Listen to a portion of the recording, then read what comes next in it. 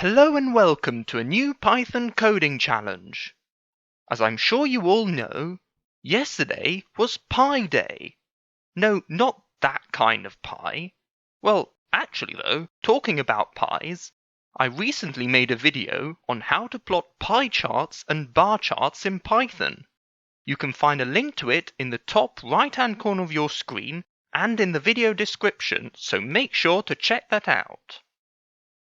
Today's video, however, is about the mathematical pi, known also as the ratio between a circle's circumference and its diameter.